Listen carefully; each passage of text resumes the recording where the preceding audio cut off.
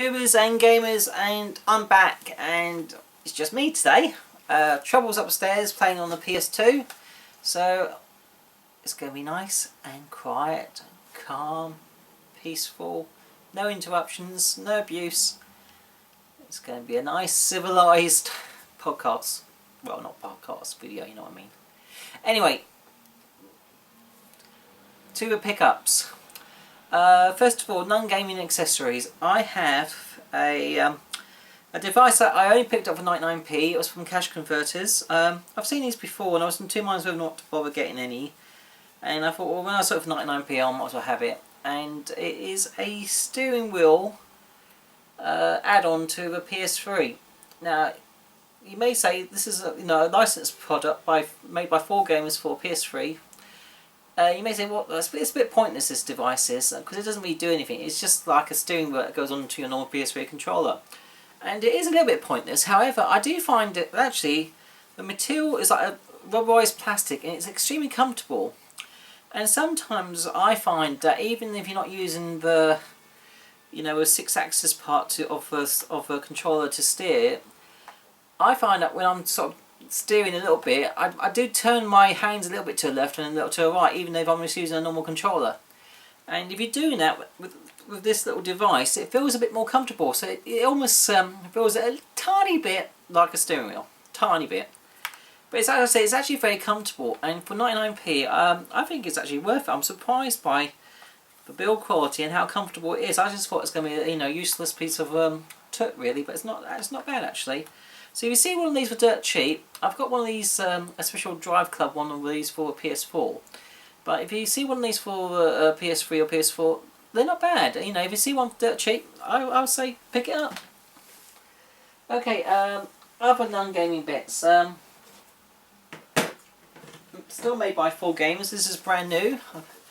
This was all sealed and Cash Converters for $2.99, and it's just a stereo gaming headset with microphone. It's got volume control. It's not the best build quality headset, but for $2.99 for a licensed product for a PS3, I thought, yeah. I've got much better quality headphones. I've got some decent Turtle Beach ones, I have, but these will something else to go in the collection. And for $2.99, you can't really complain, really. I've got an Amiibo. A lot of people may have this. The Shovel Knight one. Got this from a Nintendo shop. That's went out of stock a couple of times actually, so I only got this last week. But it's quite a pretty an Amiibo. I don't know if I'll be able to use this with the 3DS copy of the game when I get it. I haven't got one yet, but I will do, because I've got this PS4, I haven't got this on a Wii U, so... but saying that, I probably won't get it out of the box anyway, really, so I'll probably keep it all pristine, that one. Majority of my Amiibos I have opened, but a few of the more special, interesting ones I've kept boxed, so... I think I might keep that one boxed, really. Anyway, I also got a handheld, a console, and I've only got this well, I got this today. First of all, I saw it yesterday for $8.99. I thought, oh, because it was missing a battery compartment. I thought, oh, is that pricey? If it was a $5, I would have picked it up without thinking. But $8.99, I thought, oh, how much would it cost to get a new battery cover? Well, I looked on eBay. A new battery cover is about $2.99, and actually, I'm surprised how expensive these are now. They can easily go between £25 and £30 a complete loose console. And these are the old Game Boy Colors. So I got this $8.99. The screen's in good nick. It's in very good condition actually. The only thing missing is obviously a serial number and a sticker on the back. And like I said, the battery compartment. But like I said, I've ordered one off eBay for $2.99. This was £9. It came with a Game Boy game. It was only Gex. But for $8.99 for a working Game Boy Color, I thought that's not bad. And like I said, I'll get a battery compartment, that's £3. So 12 quid for this is good, because like I said, in the UK, you can typically pay between £25 and £30 for one of these on eBay. So, I've got quite a few Game Boy Colors, which I usually end up paying between £5 and £10 for. But I've been wanting a lime green one for a while. There's two other colours I haven't got, and that's the yellow and the berry. So I might, being Nick Berry, I might have to get that berry one up when I see it for a good price, so but there's no rush. Okay, turning to games. Let's might as well start off with a Wii. Got one Wii title. SpongeBob SquarePants Truth or Square. I think I got this for about £6 from CEX. Some of these games, with the SpongeBob games, are well, sometimes they're more expensive than you would think they would be. But anyway, it's for a collection, and I do like to pick up the SpongeBob games. Alright, next up I've got a bundle of PS2 games. Most of them are nothing special, but there is one good title at the end, which I'll show you. But first of all, just to add to my Sims collection, I've got the Sims 2 Castaway, that was about £2.50. The Sims 2 Pets, I think that was about £2. And I've got some motocross racing games. These were all between 75p and £1. Motocross 2002 starring Ricky Carmichael. And Motocross Superfly with Ricky Carmichael. Motocross World Tour. And Jeremy McGrath's Supercross World. They're all complete, and I don't mind the old motocross games. I think they can be a bit of fun. So for that sort of money, I won't too wide really. Alright, this next game is one I've been wanting for a long while. I've got it. I think I paid for about £16 for this, with about another £2 shipping, which is about just under a going rate for this on eBay. It's an uncommon PS2 title that's in quite demand, and that is Klonoa 2. Lunatis Veil, whatever. I still need to get the original PS1 game of this. I've got the PS1, I think it's like a basketball type game, I can't remember now. Or no, it's a volleyball one, isn't it? I've got that other PS1 game of Klonoa, and I've got the Klonoa Wii game, but I do need to get the original PS1 game, but that goes for a pretty price. Sometimes it goes up to about £40, and I don't really want to pay that if I can avoid it, so... But anyway, 18 quid including shipping for that wasn't too bad, I thought. Okay. Turning to PS3, I've got a couple of, well, they're not rare, but perhaps uncommon PS3 games. They're worth a lot more than you would think, actually. I have here World Series Poker 2008. Now, you would have thought this would be a cheap title, but again, it's not. On Amazon, you may pay about £12 plus for that, believe it or not. And I got that for, I think it was about £8 from CX. So, if you're asking, well, why did you get a poker game? Well, yeah, do you like gambling poker? Not particularly, but again, it's 2008, and I always pick up the 2008 games because that's when Trouble Upstairs was born. So, I'm trying to gather all the games for 2008, so she's got a bit of a legacy, really. So, when she wants to and she's interested, she can play some games that came out when she was born. There's other PS3 game. Again, it's one of the newer titles on the PS3. It goes for a pretty price. You can easily pay about £14 plus for this. And I got it again for about, I think it was about £9 or £10 from CEX, and that is Ultimate Fighting Championship 3 Undisputed 3. Yeah, these Ultimate Fighting Championship games, they're not bad at all, and like I said, they are keeping their money. They are, so I don't know why particularly. I don't think they came out in huge numbers, maybe. But anyway, for a collection.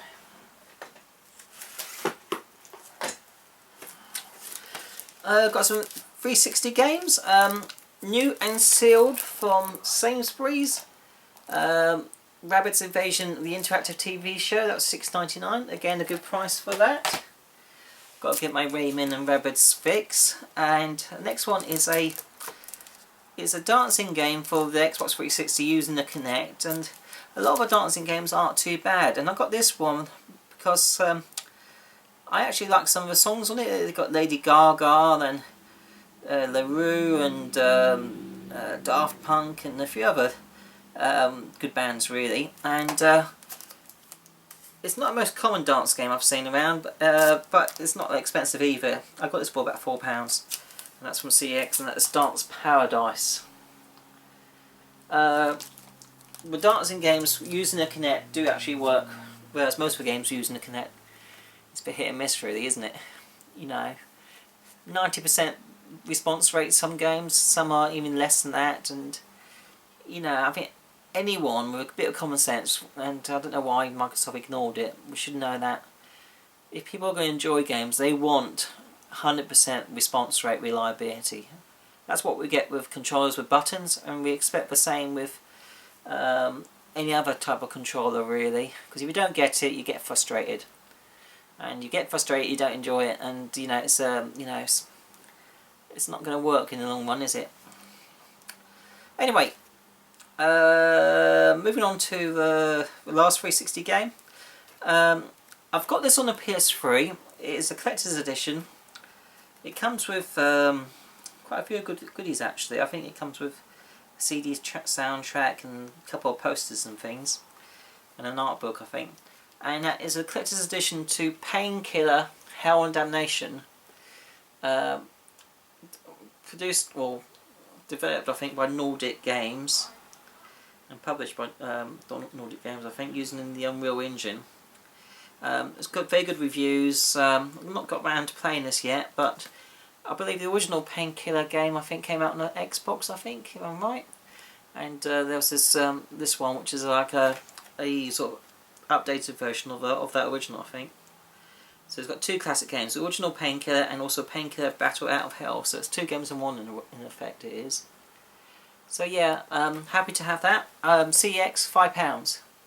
Bloody good price I thought. Okay, last two games. See, it's quite short this pickup video compared to previous, without any interruptions from old trouble. Bless her. Got another new game from Sainsbury's. I need to get this on the PS4 actually, but they had it at Sainsbury's for a tenner, which is a good price, and that is Resident Evil 2 Revelations. Why does it say on the cover box set?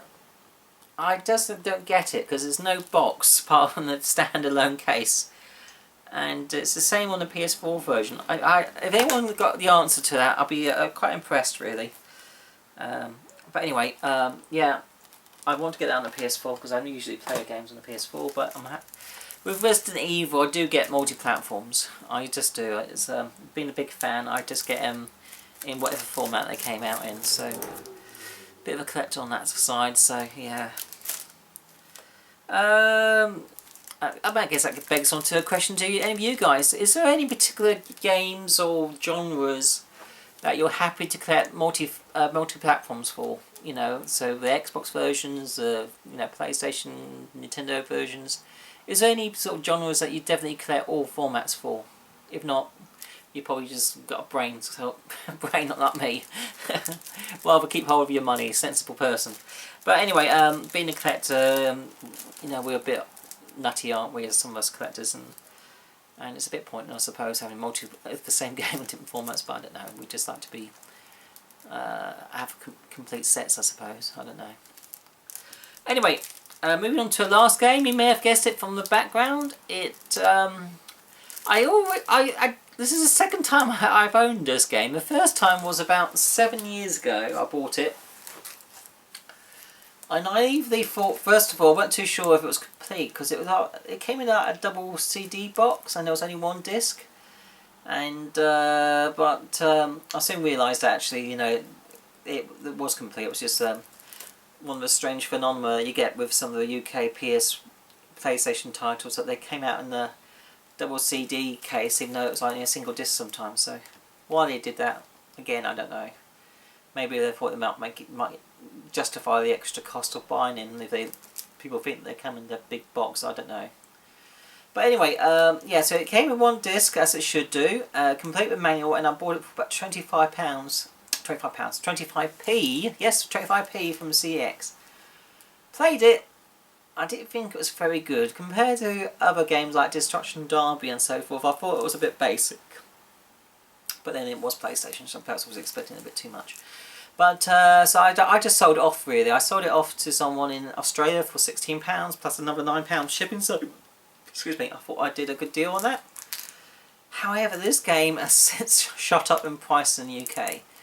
It's not expensive. If you get the NTSC versions, they're dirt cheap. And this genre, there's quite a few PS1 games of this genre out in the States.